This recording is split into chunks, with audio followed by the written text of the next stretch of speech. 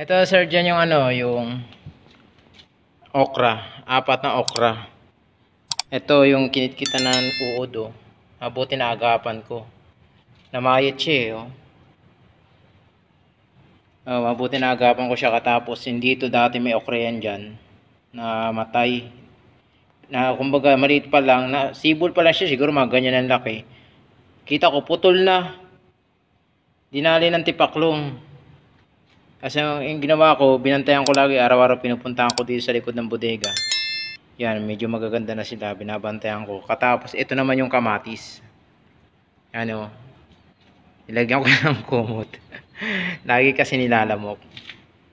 Yan. Inano ko siya kasi tipaklong, saka yung mga uod, nakita ko dyan. Ayun nga, meron na siyang kit-kit. Ayun yung mga dahon, may kit-kit siya. Mabuti na lang nagapan ko sa, nakita ko yung tipaklong. Katapos ito nasa gitna, naputol yan eh. Pero hindi halatang naputol oh. Naputol yan dati sa ano eh, yung maliit pa siya.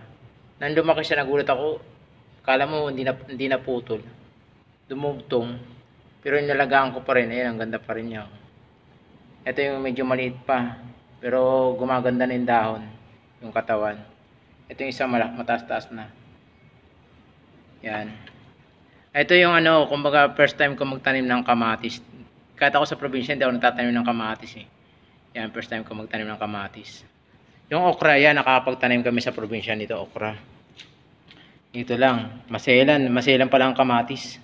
As ito, sir, dyan, yung unang tanim kong ano, yung kamote, sabi ko sa'yo, nagtanim akong kamote. Yung nilagay ko siya dito sa kabilang gilid. Nagulat ako, 1 linggo lang, ang daming uod. Siguro hindi na siguro nasa 30 uod yun. Ito yung natira. Ganyan na lang siya natira. Stick na lang. Walang dahon. Walang dahon siya. Kaya nilipat ko dito. Yan. Medyo gumanda na siya. Yan na lang mga tanim ko. 2 klase lang.